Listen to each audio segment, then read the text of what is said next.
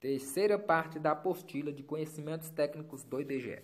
Quadra e face. Para que o recenseador seja capaz de realizar o seu trabalho corretamente no seu setor censitário, é necessário compreender dois conceitos básicos, quadra e face. A imagem a seguir indica uma quadra, padrão composta de 4 faces. E aí tem um exemplo, né? Bom, quadra é um trecho geralmente retangular de uma área urbana ou aglomerado rural, delimitado por elementos culturais, elementos como ruas, estradas de ferro, cursos d'água ou encostas. Contudo, pode ter forma irregular. Em alguns locais, a quadra é chamada de quarteirão. Face é cada um dos lados da quadra, contendo ou não endereços. É endereço. O endereço reúne informações que permitem identificar uma unidade construída ou em construção dentro de um município, tal como uma casa, um prédio, um apartamento, um estabelecimento, etc. O IBGE adota um padrão de registro de endereços bastante detalhado, que será objeto do treinamento presencial. Consideram-se como componentes do endereço 1. Logradouro, 2. Número, 3. Complemento e 4. Coordenadas geográficas. Veremos a seguir como se define esses componentes. Rua General Canabarro, 706, Griffin, apartamento 201. Rua General Canabarro é o logradouro.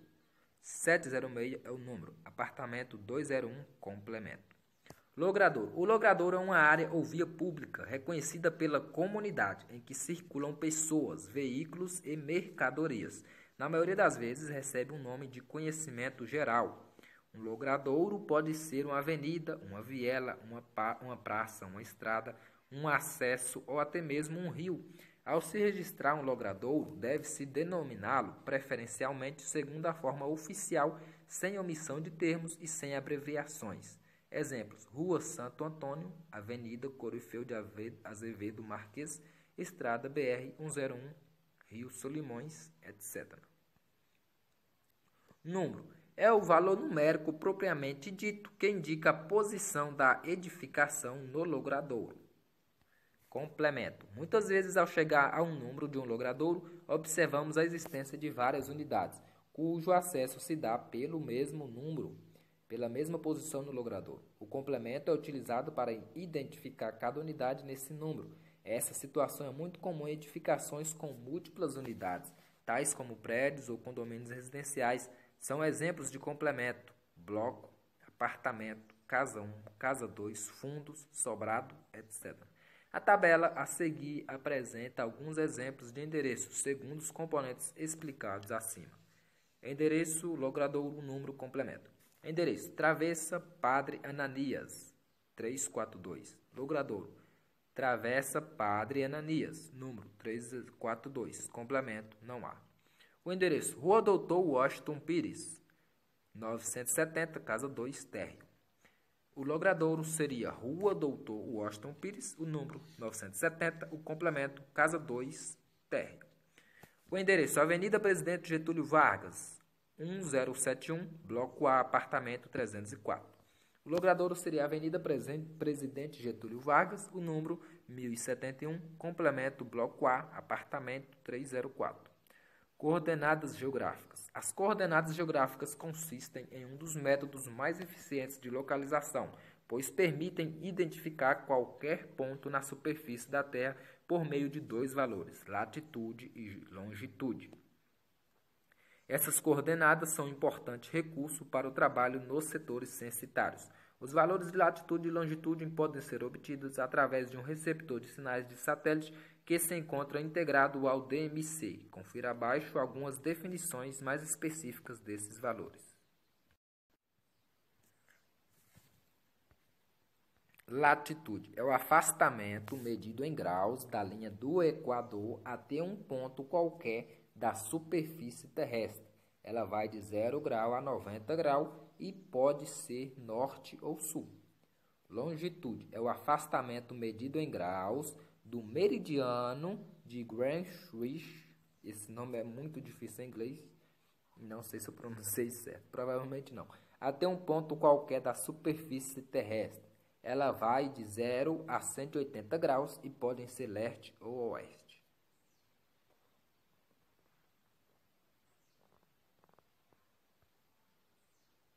Exemplo de coordenadas capturadas pelo DMC no setor censitário.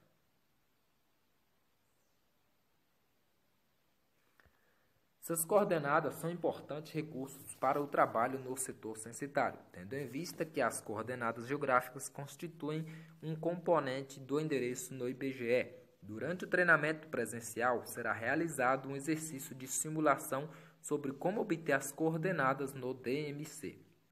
Pesquisa urbanística do entorno dos domicílios. A pesquisa urbanística no entorno dos domicílios, pesquisa do entorno ao entorno, é um levantamento de informações realizado por observação em momento anterior da coleta do teste de homologação, ou seja, antes da aplicação do questionário aos informantes. Essa pesquisa é feita pelo agente censitário supervisor, que preenche os questionários referentes às características urbanísticas do entorno dos domicílios. Os objetivos da pesquisa do entorno 2020 são coletar dados de infraestrutura urbanística relativa à acessibilidade universal, como circulações de pessoas e veículos, drenagem pluvial e equipamentos no espaço urbano. Fornecer insumos para melhorar a qualidade da cobertura da coleta do censo 2020. As questões são respondidas a partir da observação direta, ou seja, sem entrevistar ou colocar perguntas a moradores ou ausentes, em todas as faces de quadras urbanas, que são unidades de coleta de levantamento. A área de análise de alguns quesitos levantados será apenas a face, enquanto de outros serão a face e a face confrontante. O percurso desta coleta de informações será o mesmo aplicado ao questionário e o supervisor deverá percorrê-lo a pé. Aí nós temos a via, temos a face e a face confrontante.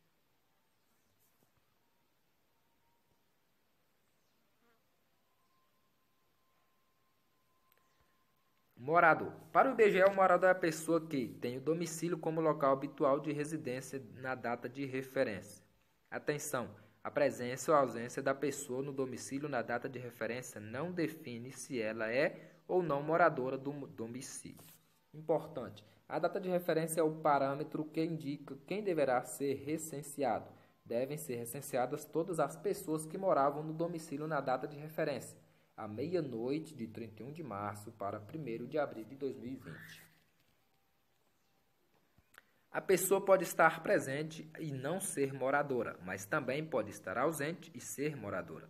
Parece confuso, mas é fácil de explicar.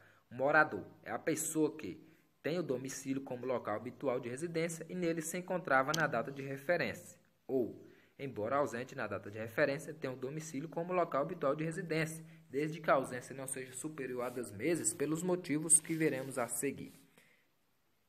Viagem a passeio, a serviço, a negócios, de estudo, etc.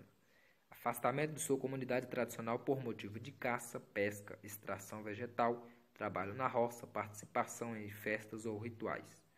Internação em estabelecimento de ensino, hospedagem e outro domicílio. Pensionato, república de estudantes, visando facilitar a frequência à escola durante o ano letivo. Detenção sem sentença definitiva declarada. Internação temporária em hospital ou estabelecimento similar e embarque a serviço, militares, pretoleiros. Importante, em todas as situações é importante certificar-se de que a ausência não tenha ultrapassado 12 meses, período considerado até a data de referência, à meia-noite do 31 de março para 1º de abril de 2020. É importante ter atenção a alguns casos especiais, a fim de evitar que uma mesma pessoa seja contada em 2 domicílios ou que não seja contada em nenhum dos 2. Vejamos, se na data de referência a pessoa se encontrava afastada do domicílio de origem nas seguintes situações: está internada permanentemente em sanatórios, asilos, conventos ou estabelecimentos similares, está morando em pensionato sem ter outro local habitual de residência, ter sido condenada com sentença definitiva declarada ou ter migrado para outras regiões em busca de trabalho e lá fixou residência. Ela não será considerada moradora do domicílio de origem, mas sim no local onde se encontrava, ainda que a ausência seja inferior a 12 meses. Então, nesses casos, ela vai ser contada onde ela está agora. Qualquer pessoa que permanecer na data de referência no seu local de trabalho apenas por conveniência ou obrigação deverá ser recenseada no local de residência habitual. Quem deve ser recenseado? Devem ser recenseadas todas as pessoas, inclusive crianças e idosos. Logo, de acordo com esse critério, extraímos duas orientações: não recensear as pessoas que nasceram após essa data, recensear as pessoas que faleceram após essa data, pois faziam parte do domicílio na data de referência.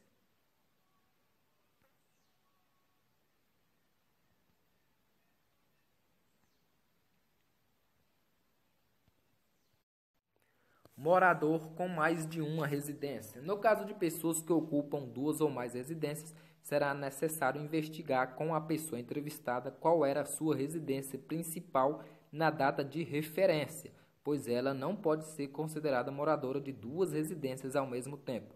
Para determinar qual a residência principal do morador, deve-se obedecer ao seguinte procedimento: solicite ao entrevistado que indique qual a sua residência habitual, residência principal. Caso o entrevistado não possa indicá-la, considere como principal residência em que passa a maior parte do ano. Caso a pessoa ocupe duas residências em períodos iguais durante o ano, considere a residência principal a que possui há mais tempo.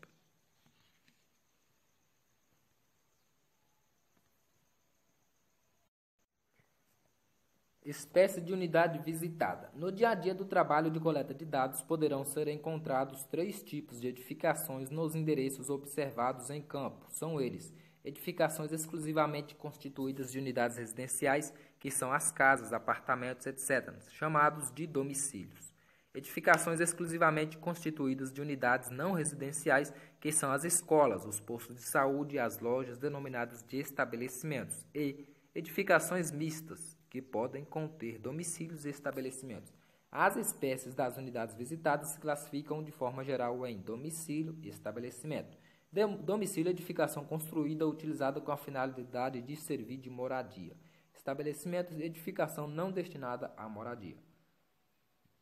Neste momento, é fundamental conhecer o que são as espécies de estabelecimento e domicílio, bem como duas classificações mais específicas de domicílio: domicílio particular e domicílio coletivo. No censo, deve-se considerar a data de referência para classificar a espécie da unidade visitada, encontrada no endereço. Após a confirmação do endereço, o recenseador identificará a unidade visitada conforme a finalidade de seu uso na data de referência, à meia-noite do dia 31 de março para 1º de abril de 2020. Importante: a finalidade de uso que se faz da edificação na data de referência associada ao endereço caracteriza a espécie da unidade visitada, domicílio ou estabelecimento. Estabelecimento. Toda edificação utilizada para fins são domiciliares, encontrada nos setores censitários. É classificado como estabelecimento. Exemplos de estabelecimentos encontrados no trabalho de campo: escolas, prédios e lojas comerciais, postos de saúde, templos religiosos, plantações, etc. Existem ainda formas mais detalhadas de classificar os estabelecimentos, que serão estudadas no treinamento presencial.